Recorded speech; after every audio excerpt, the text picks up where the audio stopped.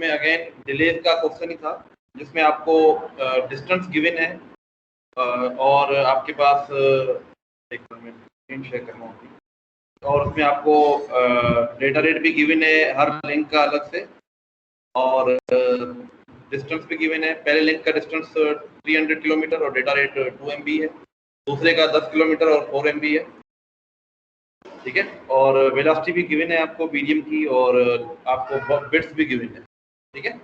ये के बी है, बी कैपिटल है मतलब बाइट्स है, तो इसको कन्वर्ट करना पड़ेगा। और क्यूइंग डिले आपको नहीं गिवन, ना आपको प्रोसेसिंग डिले गिवन है, इसका मतलब उसको आप 0 अज्यूम कर सकते हैं। तो ये उसका सॉल्यूशन है जो मैंने आप लोगों के लिए बनाया था। अब सबसे पहले ट्रांसमिशन डिले निकालना है हमने। ट्रांसमिशन डिले के लिए हमने क्या किया है कि हमारे पास, क्योंकि ये जो गिवन है ये है बाइट्स में, तो बाइट्स को कन्वर्ट करने के लिए हमें वैसे 8 से मल्टीप्लाई करने का, तो ये बिट्स में कन्वर्ट हो जाएगा, ठीक है। तो 200 को 8 से मल्टीप्लाई करें तो 16 बन जाता है, 1600 KB, ठीक है ना। और ये नीचे 2 MB से डिवाइड हो रहा है, again 1600 KB divide by 4 MB, क्योंकि एक लिंक का 2 MB था, दूसरे का 4 MB। अब इनको डिवाइड करेंगे सिंपल, तो ये बन जाता है 800 मिलीसेकंड और ये बन जाता है 400 मिलीसेकंड, दोनों को ऐड करें तो 1200 मिलीसेकंड बन जाता है, ठीक है। ये आपके पास टोटल ट्रांसमिशन डिले निकल आएगा। इसी तरह से प्रोपगेशन डिले निकालना है। पहला डिस्टेंस जो है वो 300 है, दूसरा जो है 10 किलोमीटर। स्पीड जो जिसे डिवाइड करना है वो है 3 मल्टीप्लाई बाय 10 पावर 8, ये स्पीड ऑफ लाइट ही है। तो इससे जब डिवाइड करेंगे तो पहले का जवाब आता है 1 मिलीसेकंड, प्लस में 0.03 आता है दूसरे का, तो दोनों को ऐड करेंगे तो जवाब आता है 1.03 मिलीसेकंड, जो कि बहुत माइन्यूट डिले है, ठीक है ना। वैसे ये बहुत ज़्यादा डिले है जो ट्रांसमिशन डिले है। अच्छा, अब एंड टू एंड डिले कैसे निकालते हैं? Transmission delay plus propagation delay plus queuing delay plus processing delay. हमारे पास दो डिले 0 है, ये वाला डिले और ये वाला डिले क्योंकि 0 है, तो सब हमारे पास दो डिले हैं, एक 1200 और एक जो है 1.03। तो इन दोनों को ऐड करेंगे तो जवाब आएगा 1201.03 मिलीसेकंड, ठीक है। अच्छा, अगला क्वेश्चन आपसे पूछा गया है कैलकुलेट द थ्रूपुट। आपने थ्रूपुट कैलकुलेट करके दिखाना है। तो थ्रूपुट कैलकुलेशन करने के लिए हमें क्या करना पड़ता है कि जितनी बिट्स हम भेजना चाह रहे हैं वो डिवाइड करें एंड टू एंड डिले से। तो बिट्स टोटल हमारे पास कितनी है? 1600, ये 1600 है।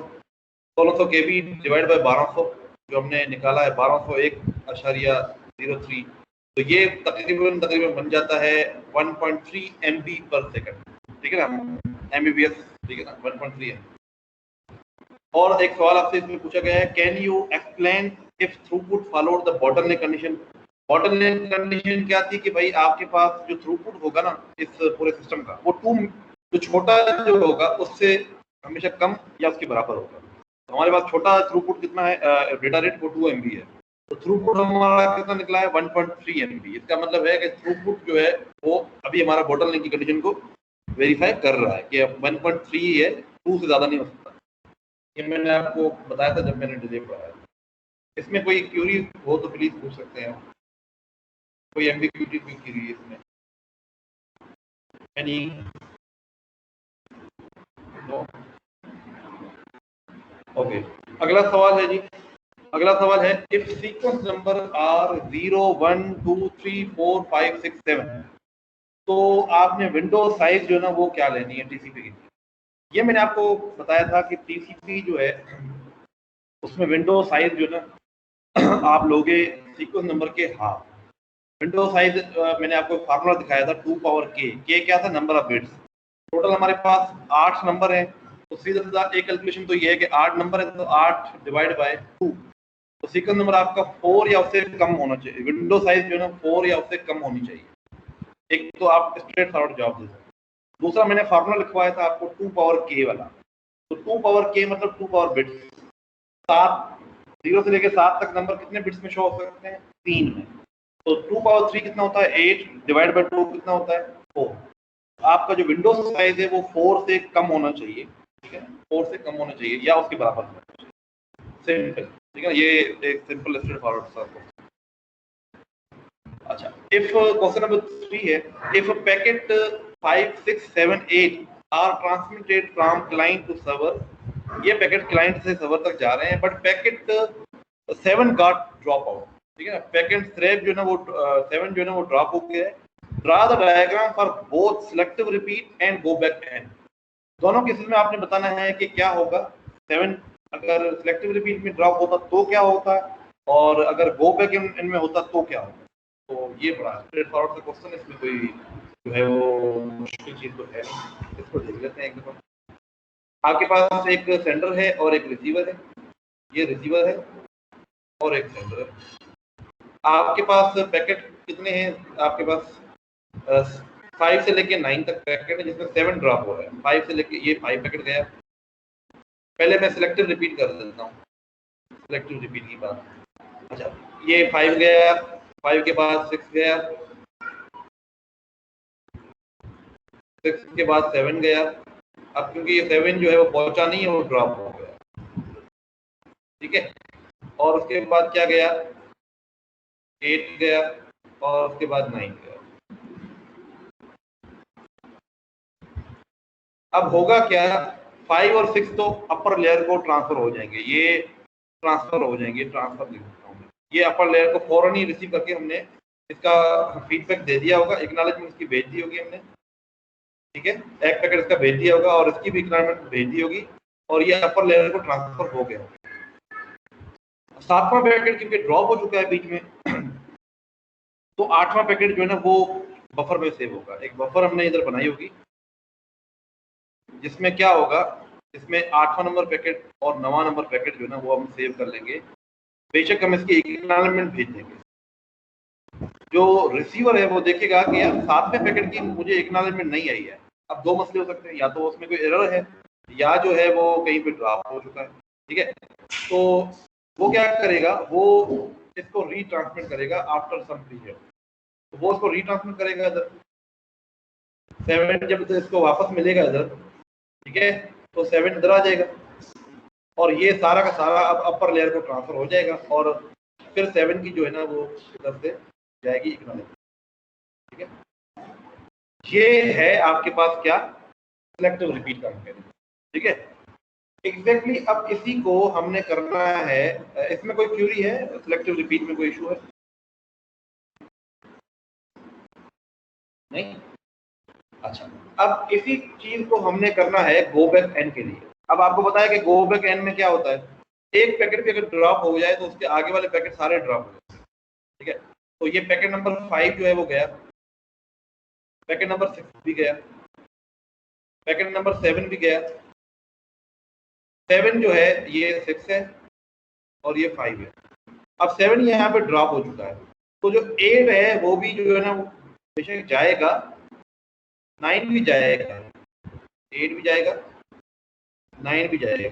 बट रिसीवर क्या करेगा, रिसीवर ये दोनों जो है ना वो एक्सेप्ट कर लेगा और इनके एक्नॉलेजमेंट भी भेज देगा रिसीवर, ठीक है। अच्छा, और 7 जो है क्योंकि वो पहुंचा ही नहीं है, तो उसके आगे वाले पैकेट पहुंच गए हो ना, डिस्कार्ड करेगा, डिस्कार्ड 8 एंड 9, 8 और 9 को वो डिस्कार्ड कर देगा, इसकी कोई एक्नॉलेजमेंट नहीं भेजेगा। तो सेंडर क्या देखेगा कि यार क्योंकि 7 की एक्नॉलेजमेंट नहीं आई है, तो वो क्या करेगा, वो फिर से जो है वो एक पैकेट भेजेगा, 7 को रीट्रांसमिट करेगा, 7 और उसके बाद ये 8, ठीक है, और उसके बाद ये 9, ये 8 और ये 9, ये सारे पैकेट पहुंच गए होंगे और इनकी एक्नॉलेजमेंट पहुंच गई, तब जाके ये पैकेट आगे ट्रांसमिट होगा, ठीक है। तो ये होगा गो बैक एंड, सिंपल, ठीक है। कोई इशू इसमें? अच्छा, ओके। अब लास्ट क्वेश्चन था आपका, आपके पास ड्रा रिक्वेस्ट और response for following TCP connection.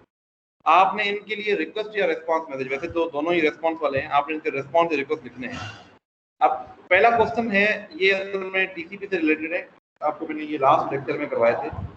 एक आपके पास कनेक्शन बनना है टीसीपी का, क्वेश्चन नंबर ये 4 है, इसमें लिखा 5 हुआ है, ठीक है। अच्छा, जिसमें सिन 1 है और सीक्वेंस नंबर 11 है। सिन 1 है, ये जा रहा है आपके पास एक सेगमेंट, इसमें सिन फ्लैग जो है वो 1 है और सीक्वेंस नंबर जो है वो आपके पास 11 है। आपको पता है सिन फ्लैग 1 है, क्या मतलब क्या है कि ये पैकेट जो है ये जो सेगमेंट है ये जा रहा है फॉर एस्टेब्लिशमेंट द कनेक्शन। इसका मतलब है कि ये डेटा इसमें कोई नहीं होगी। अच्छा, तो रिप्लाई में क्या आ रहा है, ये कह रहा है सीक्वेंस नंबर जो होना चाहिए ना वो 97 है, सर्वर का सीक्वेंस नंबर 97। सर्वर एक तो अपना सीक्वेंस नंबर इसमें भेजेगा 97, दूसरा एक्नॉलेजमेंट भी भेजेगा।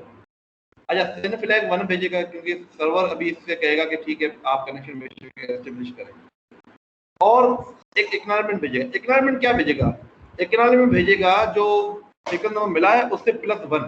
ये मैंने आपको लास्ट क्लास में बताया था, क्योंकि ये एक्नॉलेजमेंट भेजेगा 12 की। 12 का मतलब क्या है कि 11 मेरे पास सक्सेसफुली पहुंच गया है, अब मैं 12 नंबर पैकेट जो है ना वो एक्सपेक्ट कर रहा हूँ। ठीक है, दैट्स व्हाई एक्नॉलेजमेंट के अंदर क्या आया, 12 आया। ठीक है, तो ये इसकी डायग्राम कंप्लीट हो गई है जो आपको रिक्वायर्ड थी। सेंड, एक्नॉलेजमेंट और सीक्वेंस में क्या होगा। इसी तरह से दूसरा फिनोमेना है जिसमें डेटा जा रही है, सीक्वेंस नंबर और एक्नॉलेजमेंट जा रहा है। ठीक है, उसको देख लेते हैं।